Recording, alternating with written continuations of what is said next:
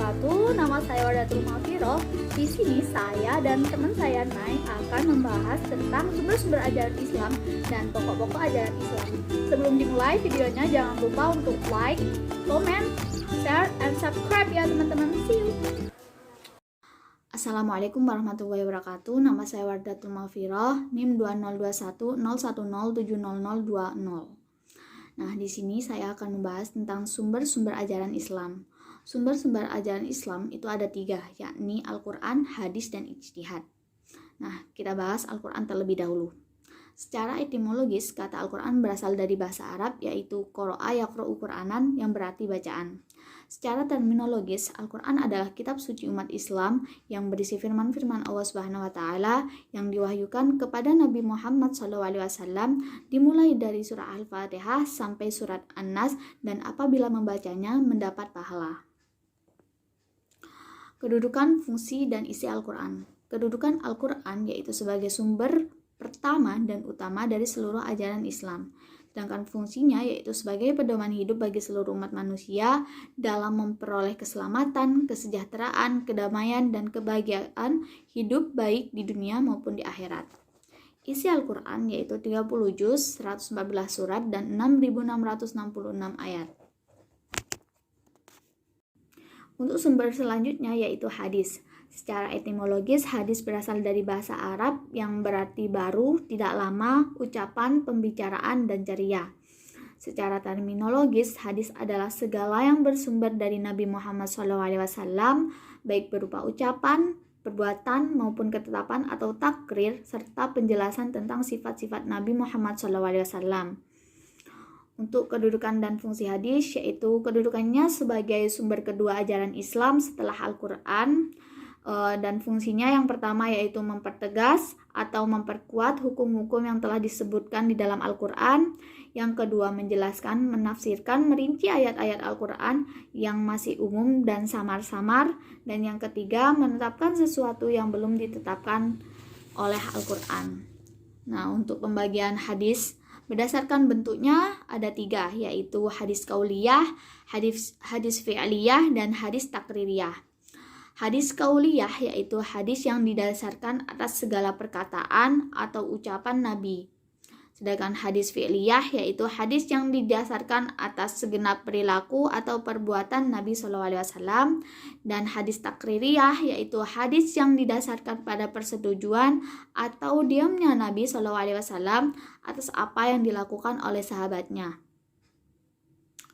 Berdasarkan sanadnya, yaitu ada hadis sahih, hadis hasan, hadis dhaif, dan hadis maudhu. Hadis sahih yaitu hadis yang sanadnya bersambung, para perawinya bersifat adil, jujur, berakhlak baik, tidak fasik, terjaga kehormatan dirinya, kuat ingatannya, dan kandungan hadisnya tidak janggal. Dan hadis hasan yaitu hadis yang bersambung sanadnya diriwayatkan oleh orang yang tidak mempunyai derajat kepercayaan yang sempurna. Hadis dhaif yaitu hadis yang tidak memenuhi syarat hadis sahih dan hadis hasan. Hadis maudhu yaitu hadis yang sama sekali tidak berasal dari Nabi Muhammad SAW. Nah, untuk pembagian hadis berdasarkan jumlah perawinya yaitu ada 2, yaitu hadis mutawatir dan hadis ahad. Hadis mutawatir yaitu hadis yang diriwayatkan oleh banyak orang pada setiap tingkatan sanadnya yang menurut tradisi mustahil mereka semua bersepakat untuk berdusta. Dan untuk hadis ahad yaitu hadis yang diriwayatkan oleh sejumlah orang tapi belum mencapai syarat mutawatir. Untuk sumber ajaran yang terakhir yaitu ijtihad. Secara etimologis, ijtihad berasal dari bahasa Arab yakni jahada yang berarti sungguh-sungguh. Secara terminologis, ijtihad adalah menggunakan seluruh kemampuan akal untuk menetapkan hukum berdasarkan Al-Quran dan hadis. Bentuk-bentuk ijtihad yaitu ijma', qiyas, istisab, maslahatul mursalah, dan urf. Ijma' yaitu kebulatan pendapat semua mujtahid pada suatu masa atas suatu masalah yang berkaitan dengan hukum Islam. Sedangkan qiyas yaitu menetapkan hukum atas suatu perbuatan yang belum ada ketentuannya berdasarkan sesuatu yang sudah ada ketentuan hukumnya dengan memperhatikan persamaan antara keduanya. Nah, untuk istisab yaitu melanjutkan berlakunya hukum yang telah ada pada suatu hal selama belum ada dalil atau bukti yang dapat merubahnya.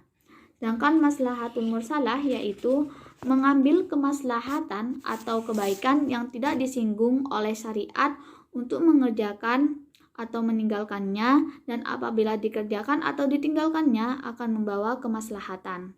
Dan yang terakhir yaitu urf, kebiasaan suatu masyarakat dalam hubungan sosial yang tidak bertentangan dengan syariat. Terima kasih.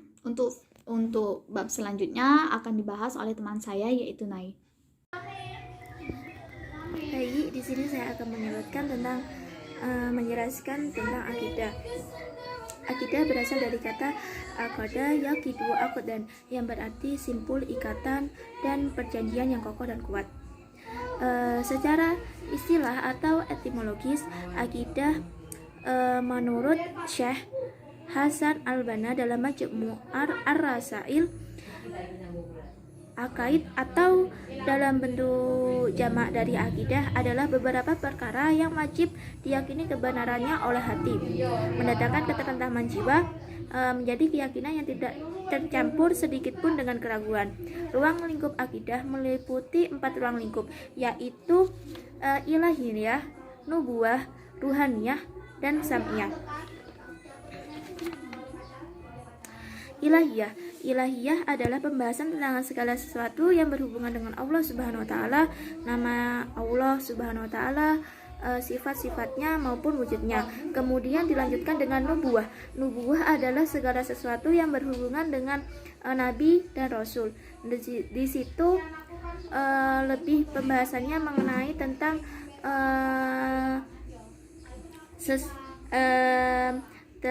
pembahasannya tentang yaitu pembicaraan mengenai kitab Allah Subhanahu wa taala. Kemudian dilanjutkan dengan ruhaniyah. Ruhaniyah adalah pembahasan tentang segala sesuatu yang berhubungan dengan alam metafisik seperti jin, malaikat, setan, dan maupun sebagainya. Kemudian sam'iyah. Sam'iyah adalah pembahasan tentang segala sesuatu yang hanya bisa dilihat oleh sam'i, yakni dalil naqli Al-Quran dan Al-Hadis, seperti alam barzah, alam kubur, dan akhirat. Kemudian pokok-pokok ajaran Islam yang kedua yaitu syariah. Syariah berasal dari kata syara yashra'u syar'an yang berarti membuat undang-undang, menerangkan rute berjalan, adat, kebiasaan, dan jalan raya. Kemudian secara istilah syariah adalah aturan atau undang-undang yang diturunkan oleh Allah Subhanahu wa taala untuk mengatur hubungan manusia dengan alam semesta, atau dengan pengertian lain, syariah adalah suatu tata cara pengaturan tentang perilaku hidup manusia untuk mencapai keridhaan Allah Subhanahu wa taala. Kemudian pokok ajaran Islam yang ketiga yaitu akhlak.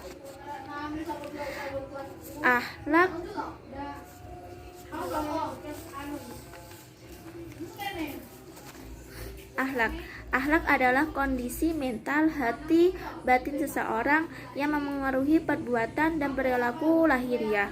Apabila kondisi batin seseorang baik dan teraktualisasi dengan ucapan, perbuatan, dan perilaku yang baik dengan mudah, maka hal ini disebut dengan akhlakul karimah atau akhlak terpuji, atau bisa disebut dengan akhlak mahmudah.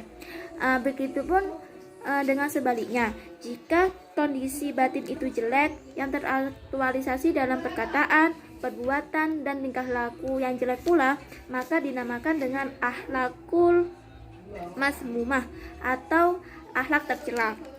Sehingga akhlak dapat disimpulkan pada dasarnya adalah akumulasi dari akidah dan syariah yang bersatu secara utuh dalam diri seseorang. Mungkin itu saja yang saya dapat sampaikan. Mohon maaf apabila ada salah kata. Sekian dan terima kasih. Wallahu muwaffiq ila aqwamit thoriq. Assalamualaikum warahmatullahi wabarakatuh.